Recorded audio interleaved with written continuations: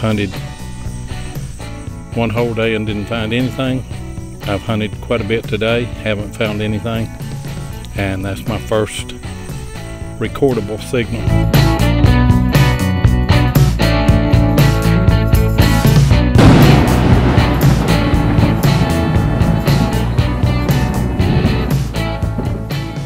This is a different kind of hunt today. I really want to kill two birds with one stone. There's a lot of times that I go out, me and Jeff, me and Mike, different ones, and you know, you don't find that much. And on those occasions, whenever I go out, maybe find one or two relics, I've got a box on the desktop of my computer, and I put those clips in there. It's just a 1 or 2 find hunt, and save those, and I've got a few of those that I want to put together and do this video here.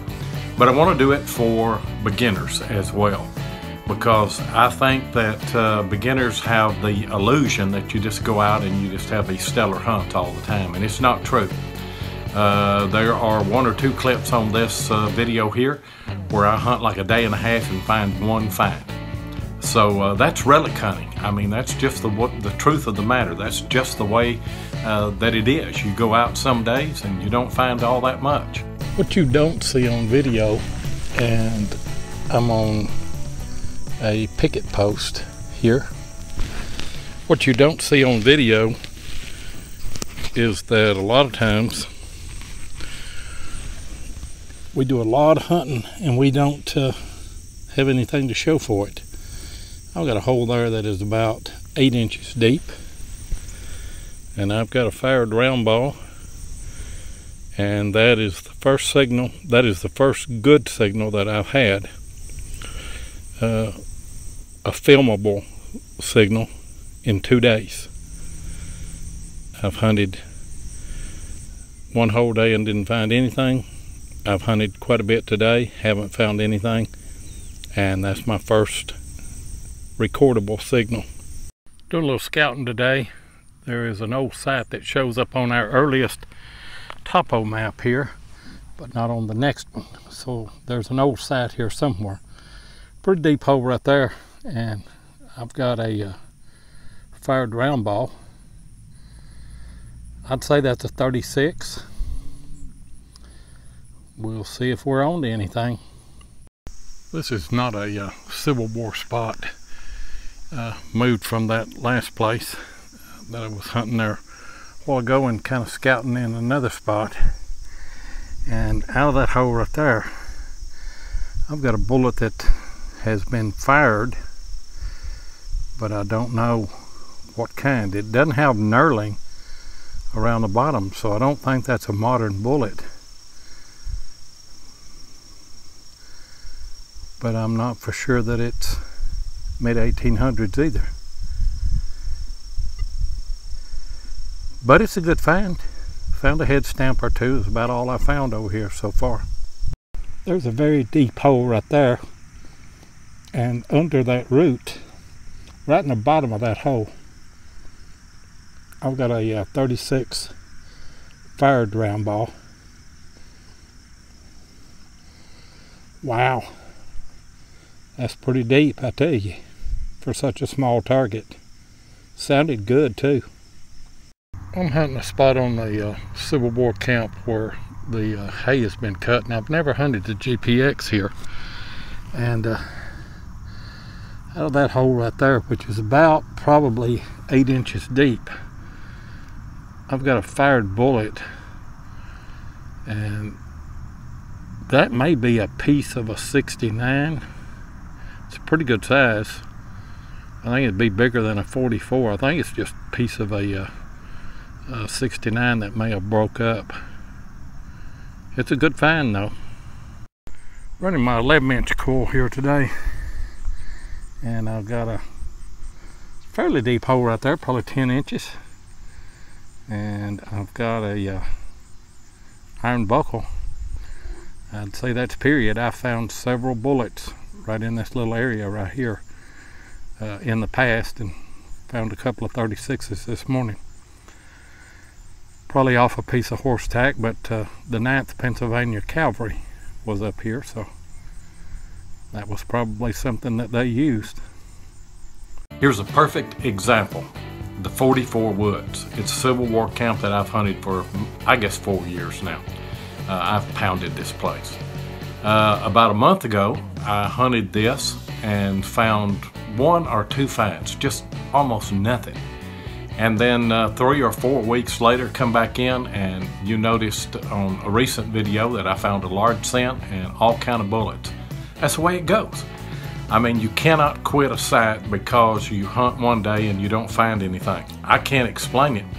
Some days the signals are good, some days you find a lot of things. Some days the signals are not good and you go in there and you find virtually nothing. But as I said, that's relic hunting. Persistence is the key to this hobby. You've got to keep swinging the core. And when you do, good things will begin to happen. I mean, you'll find things on days that on places that you've hunted that you didn't find hardly anything. Man, it's hot up here in the woods right now.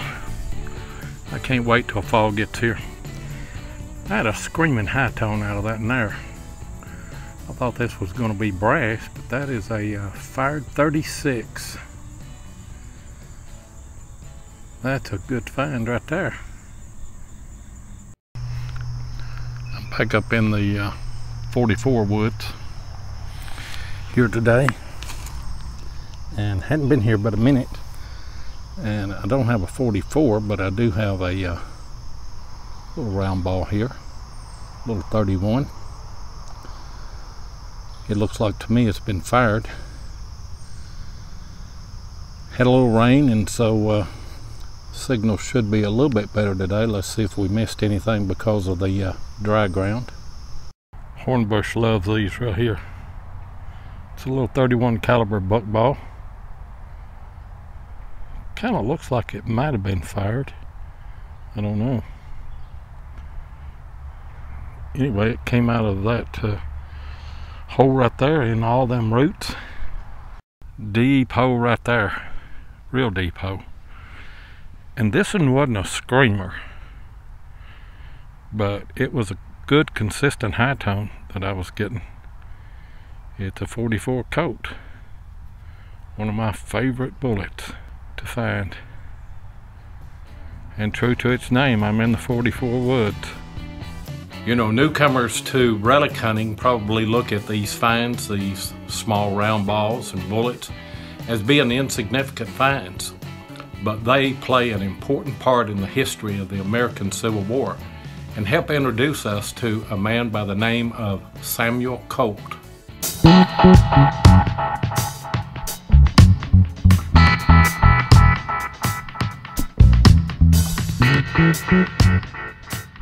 The Colt revolver was perhaps the most popular firearm of the American Civil War.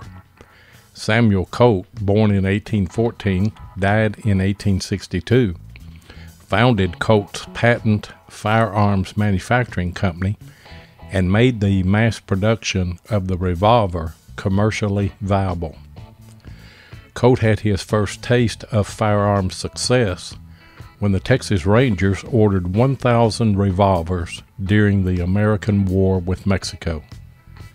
During the American Civil War, his factory in Hartford, Connecticut, supplied Colt Army and Navy revolvers both to the North and the South. Samuel Colt was as much a salesman as he was an inventor. The terms Army and Navy were a marketing strategy. Army means 44 caliber and Navy means 36 caliber. They had nothing to do with which service used them. The Colt Model 1848 Percussion Army revolver was a 44 caliber revolver designed by Colt for the U.S. Army's Regiment of Mounted Rifles. The revolver was also issued to the Army's Dragoon regiments. Although it was introduced after the Mexican-American War, it became popular among civilians during the 1850s and 1860s, and was also used during the American Civil War. The 1851 Navy revolver was a 36 caliber cap and ball revolver that was designed by Colt between 1847 and 1850.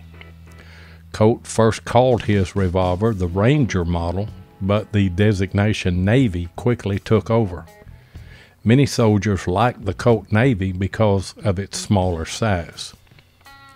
Colt's greatest success was the Colt Model 1860 44 caliber revolver.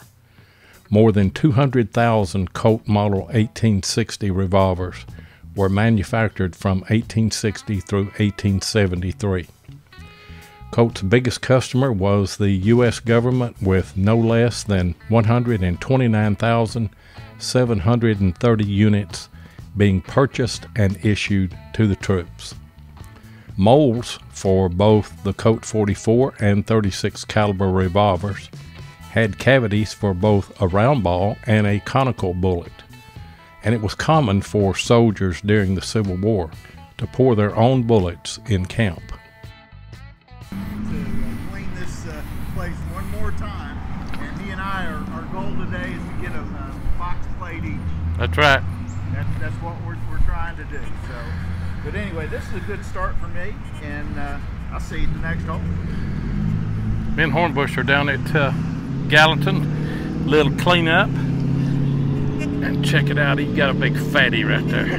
You like him? I love those fatties, baby. They are great. Well, good job. Glad you got one right off this morning. Maybe that's a good sign. We're after a plate, though. Yep, both of us, 2 plates. I got a little squeaker out of that hole right there. That is a Colt 44. I believe it's been fired. I believe it has. I don't know. Good find, though. Little squeaker right here. Got a poncho grommet. Soldiers would have wore to try and stay dry in a rainstorm. Yeah, pretty shallow right there, but I've got another poncho grommet. Rang up pretty good. Just got to go low and slow. I want to do a shout out to a pretty good established channel. It's called Fletcher Boys. You see their channel there on your screen. They find silver, they find rings, they find a variety of things. Kind of like us, they use a AT Pro and a E-Track. Good channel, good potential from this channel here. I like it. I think you will like it. So go over and check them out, Fletcher Boys, and like, subscribe, and share, and be sure and tell them that 7 sent you. I got me a little concave button out of that right there. Didn't have a shank on it. May have a little bit of design in there, I don't know. That's a great find right there. I'll take it. Out of that hole there, I don't know, it was probably 6 inches deep. I've got a fired round ball here. Maybe a 36. Could be a 44, I don't know. But it's a good find. I'm doing a little bit of scouting here today in a field. There's activity at other spots all around this, and I thought I might give this a look. Didn't turn up a whole lot. I've got a 31 buck ball, looks like what may be a 36, and a corset busk loop. So those are all good finds, but not much here in this field, I'll tell you. But you never know. Mark this one off the list.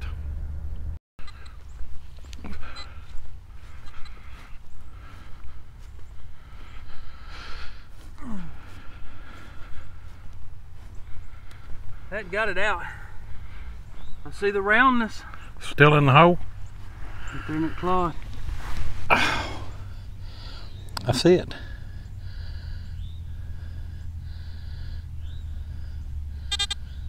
Well, it's still got a pretty shank. Oh, it does. Got a nice shank on it.